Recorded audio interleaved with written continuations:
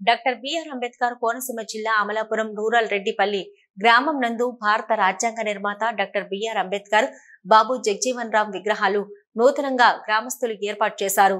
అర్ధరాత్రి సమయంలో గుర్తు తెలియని వ్యక్తులు విగ్రహాలను తొలగించి అపహరించారు. దీంతో రెడ్డిపల్లి గ్రామంలో ఎంఆర్పీఎస్ ఆధ్వర్యంలో ఆందోళన చేపట్టారు.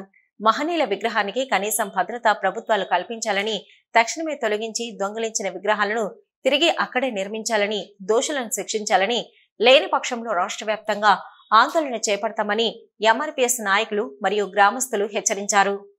ఆకుమర్తి రాంబాబు, అమలాపురం మండలం రెడ్డిపల్లి గ్రామ కాపస్తులు.